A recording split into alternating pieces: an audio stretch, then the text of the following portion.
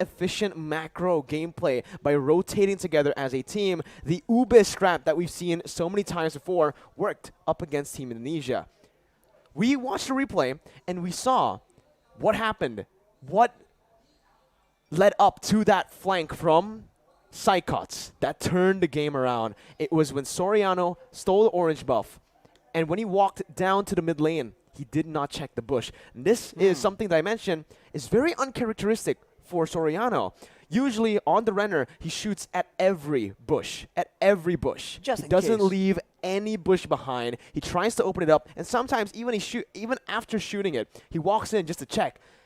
And that's the little mistake. That's the little moment that actually ended up being the core, the reason, the Exactly. sole reason, I believe, as to how Indonesia were able to come back. It's definitely the turning point, right? It only takes one moment for you to lose a game where you've been dominating for about 10 minutes.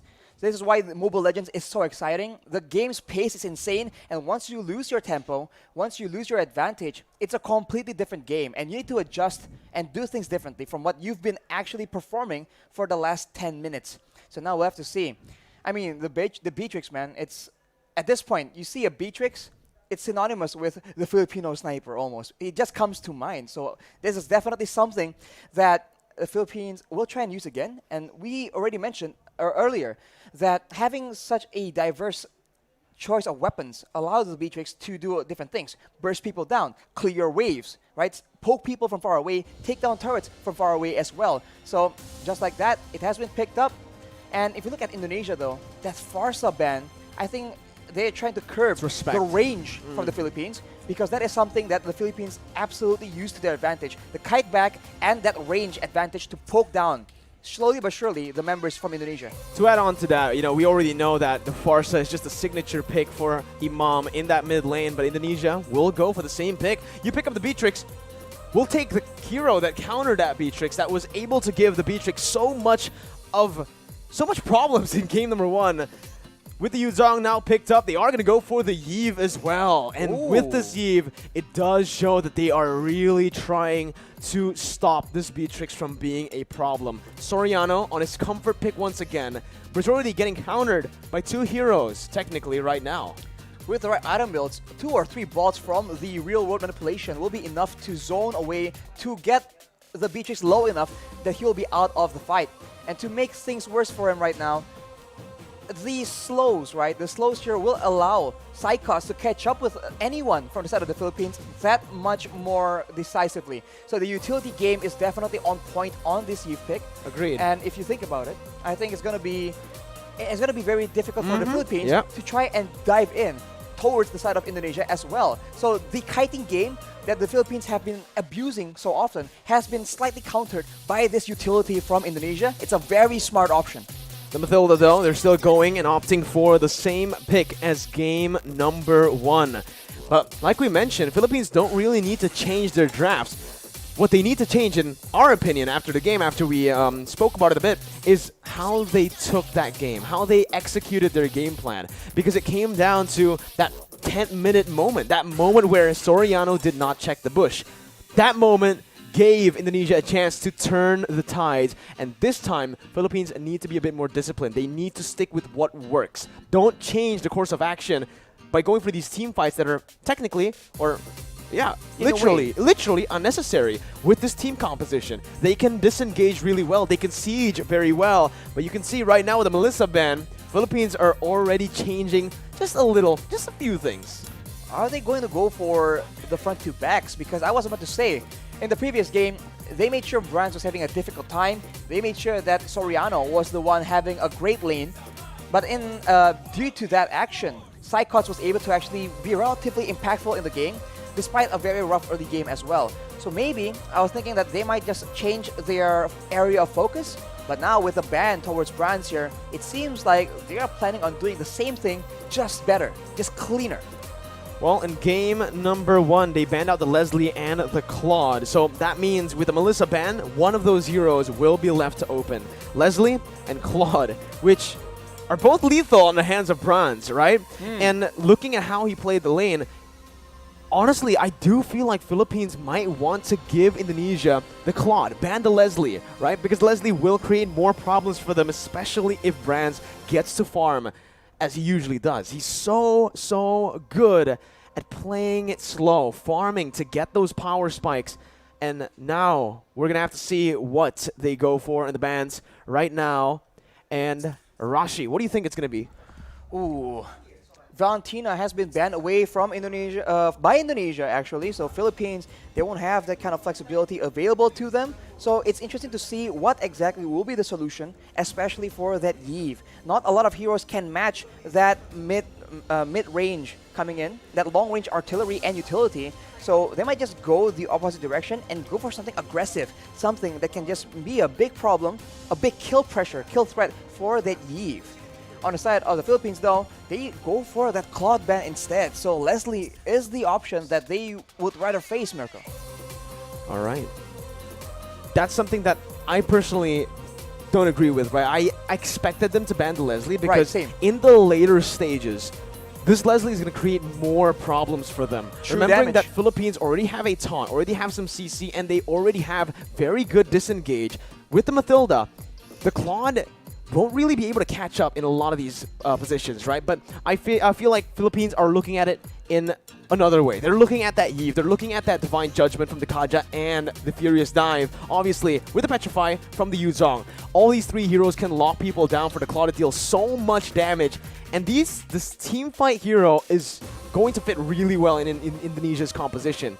So Philippines, they're already changing a few things here now, hovering over the Faramis to go to the mid lane into the hands of Imam, and this will definitely help them because the Faramis was also one of the reasons as to why they weren't able to melt the Indonesian members down.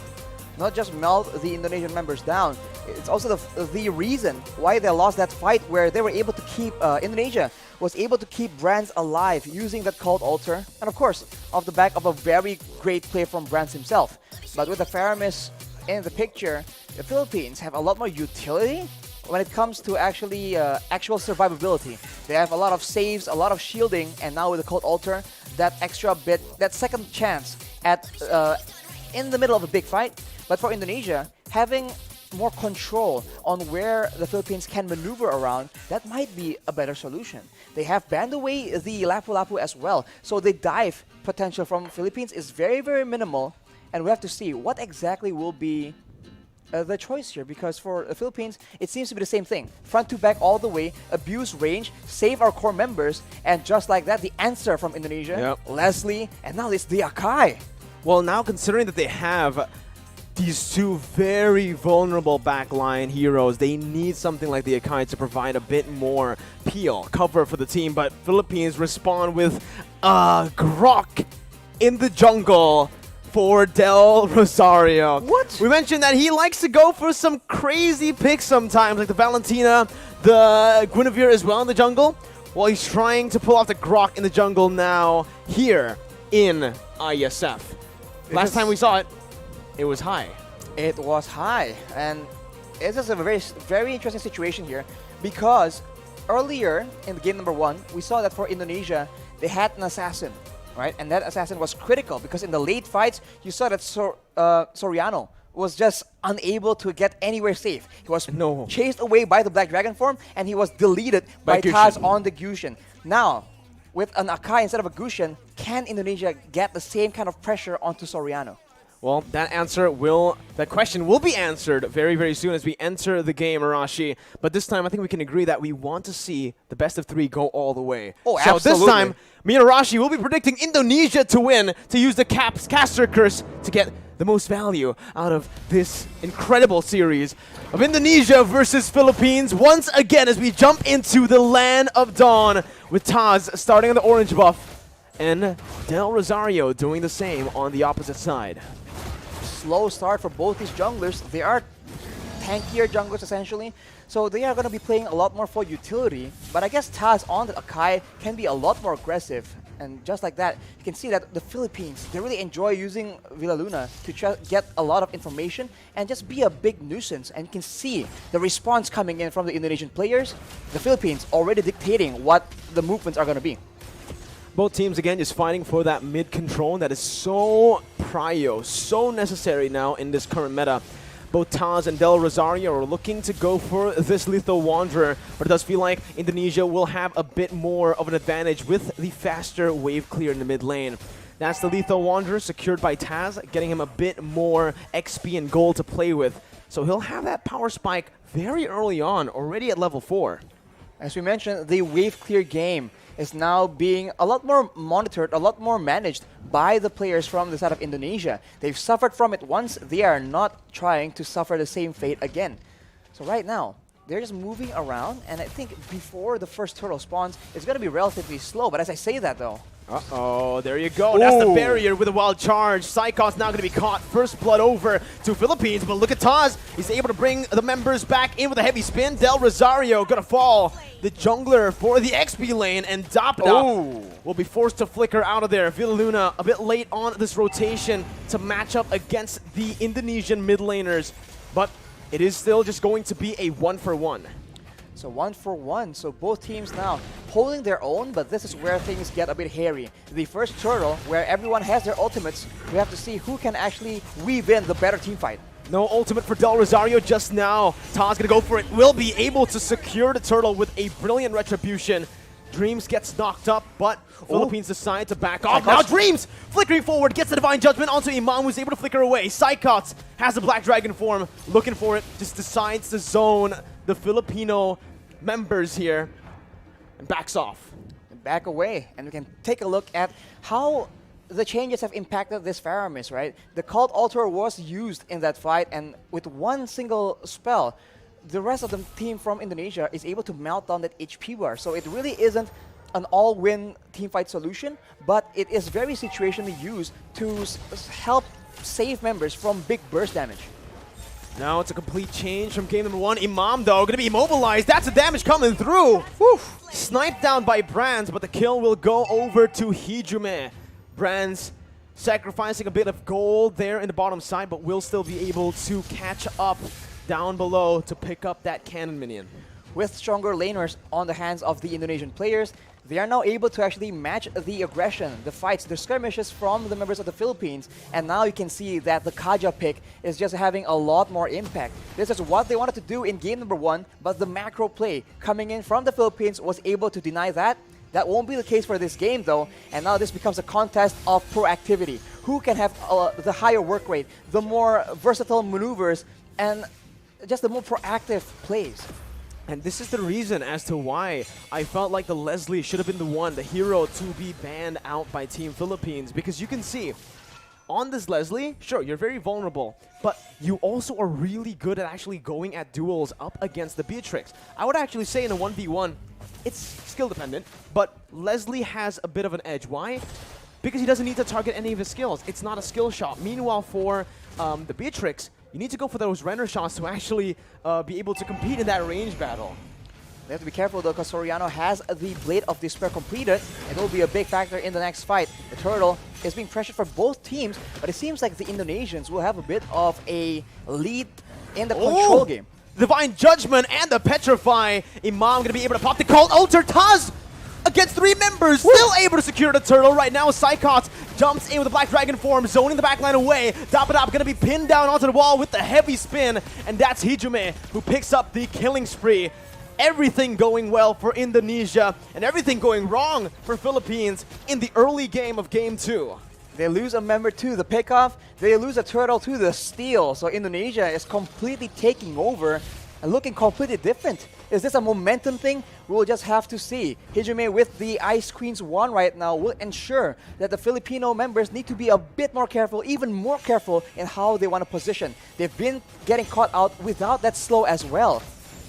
Brands has just been farming up a storm. I really want to take a look at these items, right? It's a good steal by Soriano, but he got full turret gold, clearing waves constantly. He should have more gold than Soriano here with the assist that he got as well. But here in the mid lane, the bottom side river, Del Rosario going to be chained up again, and that's the pin down by the heavy spin. Del Rosario going to fall for the second time in this game. Dreams with another Divine Judgment over to Imam, as that's an Nibiru's Passion dealing no damage over to Taz, who jumps in again. Soriano zoned away, but the damage coming from Brands, shooting him down. Dapadap finally rotating towards that bottom side, but it's a bit too late once again. Team Philippines falling more and more behind as we go and progress into the game.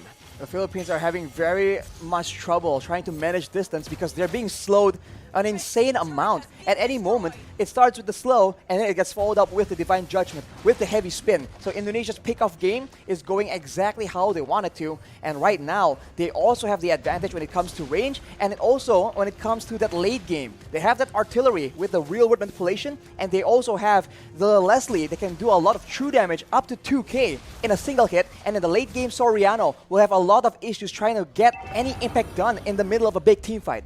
There's so much CC from Team Indonesia. There's a lot of survivability from Philippines, but they need to be able to utilize that crazy engage from the wild charge, and right now, it just doesn't feel like they are going to be able to. Taz there going for the turtle. That's going to be the real world manipulation that was popped into for Soriano to flicker out. They baited out the Cold Altar and they baited out Villaluna into the other side of the wall. Mid lane turret going to be sieged down. Brands looking just to poke the Filipino members, but it's a good disengage by both teams. It's still a small victory for Indonesia with that turtle take. Look at how much movement, how much of a reaction you can see from the Filipino players whenever Psychots is on the map, whenever he makes an appearance. He wasn't even popping the Black Dragon from initially, and everybody was walking backwards in fear of that engage coming through. And when you are so focused like that, you are not looking at Taz with a heavy spin. You are not looking at Dreams waiting for that divine judgment. What I want to look at is definitely the items here for Brands, because I wonder how much gold he's actually gone this game. So far, he has been left untouched to free farm. And he's dealing so much damage. That's going to be the flicker over to Divine Judgment as well to find Del Rosario. The true damage does its work. Brands picks up the kill. Dapadap trying to look for a re-engage now, but only taunting Taz. Look at the poke put down by Brands. Dream's going to be in the midst of it all right now, as he is going to be able to dish out some damage to zone the other members away. Dream still there with Psychots from Psychots with a petrified to find Soriano, and the furious dive to get Imam low under the tier 1. Gunned down by Brands. It's a 2-0 trade for Indonesia. Unreal execution coming in from Indonesia right now. We thought that Psychots was the main distraction. He was the one coming in from behind. You barely notice it until it's way, way too late. Let's take a look at that replay right now. The fight was breaking up. There's a lot of action back and forth, and Psychots out of nowhere. The tower doesn't even matter because it's way too low. Indonesia able to actually push Philippines into a very uncomfortable position, and now with all the advantages when it comes to crowd control, when it comes to damage, they are looking at a cruising victory in game number 2. This is insane. Unreal. That's the word you can use for it, right? So much doubt for this Indonesian team after they qualified to represent Indonesia with only a week to prepare right after qualifying. Still able to play super well. And now they're rotating towards that top side. Taz soloing that lure. Del Rosario caught no one.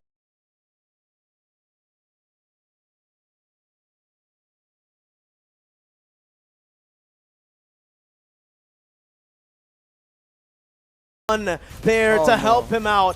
Has to use the wild charge defensively and will lose out on a lot of HP. Brand still is able to get out. Has the flicker. They're going to go in for another re-engage here. Just some poke down onto the frontliners. And you can see that true damage, Rashi. I really wonder what the items are looking like right now, because the damage is pretty unreal already.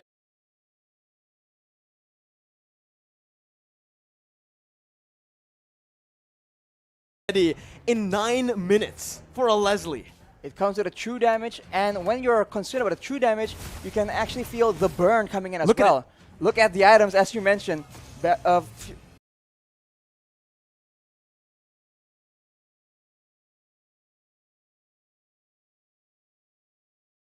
the Windtalker, the Endless Battle as well, allows him to get so much more burst damage initially, and after that, the Berserker's Fury allows him to dish out a healthy amount of DPS.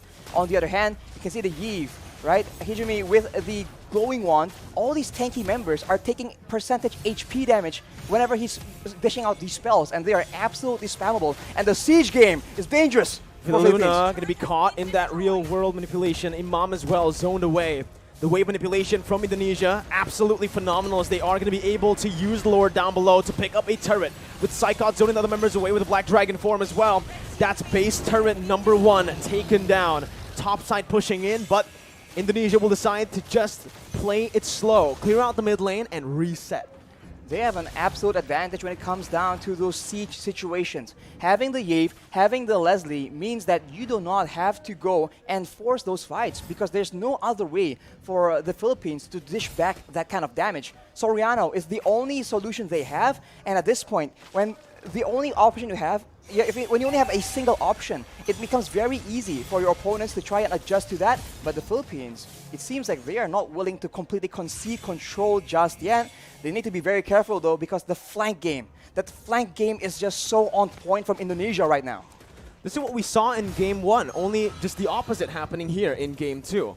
Indonesia having control the whole 10 minutes early on.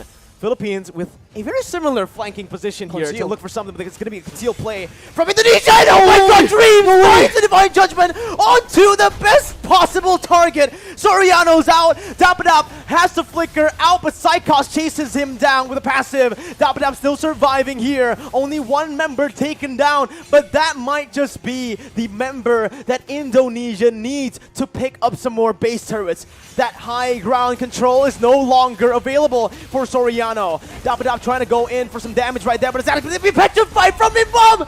He's going to be taken down. The wild charge in desperation. Villaluna in the back has to back off. It's an absolutely insane game and an insane performance from Indonesia as they knock Philippines down to the lower brackets. How? What? Oh my, we have no words left right now. How was that possible?